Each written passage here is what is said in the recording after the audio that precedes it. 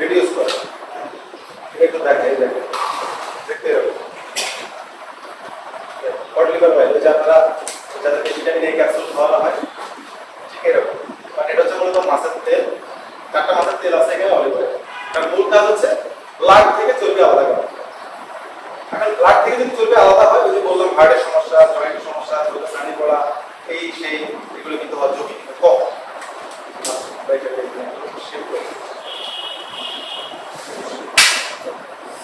আমি একটু আপনাদেরকে এটার মধ্যে দেখাই ধরুন এটা হচ্ছে পানি এটা কি এটা হচ্ছে পানি আর এটা হচ্ছে কি ককশিটটাকে আমরা ধরে নিলাম চর্বি যারা নতুন আছেন তারা একটু দেখবেন তাই যাওয়া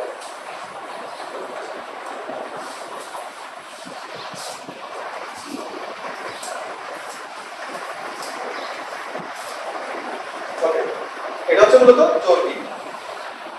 আচ্ছা এটা যদি গরম পানি হতো তাহলে এই গরম পানি কি এই ককশিটগুলোকে শুদ্ধ হতো না নতুন যারা আছেন বলেন বাইরে রেস্টুরেন্ট করেন আপনি এরকম একটা ককশিট নিয়ে রেস্টুরেন্টের মধ্যে আপনার যে ক্ষেত্রে চা হয় সেখানে এক পিস দিয়ে রাখবেন দেখেন তো 2-4 ঘন্টা 5 ঘন্টা সিদ্ধ হয় না হবে না কারণ এটা একটা চর্বি এবং মেলামাইন থেকে এটা মারাত্মক রিস্ক আর এটাই মূলত যখন আমাদের ব্লাডের সাথে এই চর্বিটা জমে যায় তখনই আমাদের রিস্ক হার্ট ডিজিজ এখানে মূলত আমরা দেব হচ্ছে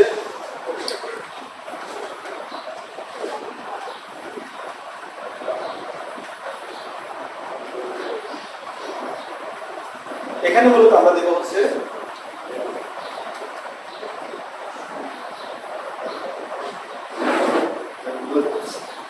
খাওয়ার নিয়ম হচ্ছে মূলত ডিরেক্ট আপনি খাই ফেলবেন আমরা এটা আপনাদেরকে দেখানোর জন্য এগুলো আপনাদের দেখা দরকার দেখেন এটা সর্বোচ্চ 5-7 মিনিটের মধ্যে এই এখানে আর কোনো ককশিট থাকবে না এখানে যে ককশিট আপনারা দেখতেছেন কোনো ককশিট এখানে আর থাকবে না এটা কমপ্লিটলি চেঞ্জ হয়ে যাবে তাহলে আমরা যদি এই ওমেগাটা নিই যদি আমরা বডিতে দিই এটা এই ওমেগাটা যদি আমরা আমাদের বডিতে দিই সকালে 2টা করে 4টা তাহলে আমাদের দীর্ঘদিনের জমে থাকা বডিতে যে চর্বি এটা ক্লিয়ার হয়ে যাবে আর এটা যখন ক্লিয়ার হবে তাহলে আমাদের হার্ট ডিজিজের রিস্ক একেবারেই জিরোর কোটায় চলে আসবে একেবারে জিরোর কোটায় ব্রেন স্ট্রোক এটাও জিরোর কোটায় চলে আসবে এবং অনেকে দেখবেন জয়েন্ট ফাংশনের প্রবলেম হয় জয়েন্টে মোবিলিটিতে প্রবলেম হয় এটাও কমে যাবে অনেকে চোখে ছানি পড়ার প্রবণতা এটাও কমে যাবে শরীর রিল্যাক্স হয়ে যাবে কারণ আপনার টোটাল বডির সার্কুলেশন রিল্যাক্স এবং এটাতে সেক্সুয়াল ফাংশনটাও অটো জেনারেট হয় কারণ কি কারণ যাদের হার্টের মধ্যে রক্ত চলাচলটা স্বাভাবিক না তাদের সেক্সুয়াল ফাংশন কি হয় প্রবলেম হয় সো এটা যখন আপনার কার্ডিও যখন মানে রক্ত চলাচলটা স্বাভাবিক করবে দেখবেন আপনার সেক্সুয়াল হরমোনটা অটো ডেভেলপ হয়ে যাবে মানে প্রত্যেকটা প্রোডাক্টের কিন্তু একটা সায়েন্টিফিক কি আছে একটা আছে প্রত্যেকটা প্রোডাক্টের এবং প্রত্যেকটা প্রোডাক্টের মাল্টি ট্রিলিয়ন ডলারের মার্কেট আছে প্রত্যেকটা প্রোডাক্টের মাল্টি ট্রিলিয়ন ডলারের মার্কেট আছে এখন এই প্রোডাক্ট তৈরি কে করলো আমি যে লেকচার দিচ্ছি আমি করছি আপনি করছেন এই প্রোডাক্ট তৈরি করছে ফরএভার কে তৈরি করছে ফরএভার লিভিং প্রোডাক্ট কোথায় তৈরি করছে আমেরিকাতে এই প্রোডাক্টের ফ্যাক্টরি পৃথিবীর কোথাও নাই আমেরিকা থেকে সারা ওয়ার্ল্ডে সেম প্রোডাক্ট আপনি পাবেন মালয়েশিয়া যাবেন দুবাই যাবেন কাতার যাবেন অস্ট্রেলিয়া যাবেন জাপান যাবেন যেখানে আপনি যাবেন ফরএভারের অফিস আছে প্রত্যেকটা দেশে এই প্রোডাক্টটাই अवेलेबल এখানে যেটা লাগা এটাই আছে তাহলে আপনি যেটা বাংলাদেশে পাচ্ছেন এটা অরিজিনাল ইউএসএ তে পাচ্ছেন আবার ইউএসএ তে যিনি করতে দিচ্ছে ওটাও উনি ফরএভারেরটাই দিচ্ছে তার মানে ফরএভার লিভিং প্রোডাক্টের এই প্রোডাক্টের সাথে আস্থা বিশ্বাস আমি গত 9 বছর থেকে রাখার মূল কারণ আমাদের দলু ভাই 7 বছর আলাউদ্দিন ভাই 7 বছর 8 বছর এখানে যারা অনেক সিনিয়র আছেন 8-9 বছর থেকে যে আমরা যে ফরএভারের সাথে আছি এটা 8 বছর আগে আমরা যেমন কোয়ালিটি পেয়েছি এখনো তেমন বরং ইমপ্রুভ হয়েছে বাট এটা কি হয় কিভাবে ভাই আপনি তো অনেক থেকে আছেন ইমপ্রুভ হয়েছে না ইমপ্রুভ হয়েছে আপনি তো অনলাইনেও সেল করেন অফলাইন সেল করেন আপনার কি মনে হয় যে আপনার কোনো কাস্টমার আপনাকে কমপ্লেইন দিয়েছে যে ভাই 2 বছর আগে এটা ভালো ছিল এখন আজ পর্যন্ত না মানে আমিও 9 বছর আগে 14 সালে আমি ফরএভারে আসি তখন আমি এই প্রোডাক্ট যাকে দিচ্ছি স্টিল এখনো এই প্রোডাক্ট যে নিচ্ছে কেউ আমাদেরকে এইটা বলে না যে ভাই এই প্রোডাক্টের কোয়ালিটিটা আগের মতো আর এটা হচ্ছে বন্ধুত্ব ফরএভার লিভিং প্রোডাক্টের সাথে সারা দুনিয়ার যত জায়ান্ট কোম্পানি আছে তাদের সাথে পার্টনার মানে ফরএভার তার কোয়ালিটি আপনি খাবেন কি খাবেন না আপনি কিনবেন কি কিনবেন না আপনি বেচবেন কি বেচবেন এটা নিয়ে ফরএভার মাথায় রাখবেন ফরএভারের কমপ্লিট হচ্ছে যে প্রোডাক্ট যদি ভালো হয় আপনি আবার আসবেন এই চিন্তা করে মূলত ফরএভার লিভিং প্রোডাক্ট তার কোয়ালিটি কোয়ান্টিটি তার 100% ভ্যালু এটাতে তারা মনোযোগ দিয়ে তারা কাজটা করে তো আমরা পাচ্ছি ওয়ার্ল্ডের বেস্ট প্রোডাক্ট সো এটা আমরা তৈরি করি না নাকি আমরা তৈরি করি করে নাই। তো আমরা যদি তৈরি করি না তাহলে বিক্রি করবো কিভাবে? আমরা বিক্রি করবো কিভাবে? আচ্ছা এটা দেখেন নাই, ওই যে যেটা দেখালাম আপনাদেরকে, এটা কিন্তু নাই।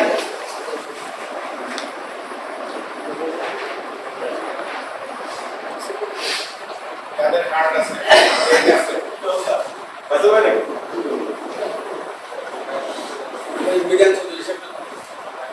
আছে কিনা দেখেন। দীর্ঘদিন আপনি শুধু মেডিসিন খাওয়াচ্ছেন, বারবার প্রোডাক্ট ইউজ করেন, মেডিসিন খাওয়া বন্ধ হয়ে যাবে। আছেন কিন্তু এরকম অনেকে বাসার মধ্যে শুধু মেডিসিন কিনতেছেন মা বাবার জন্য। তো মা বাবার জন্য মেডিসিন না কিনে এই সাপ্লিমেন্ট গুলো দিয়ে দেন,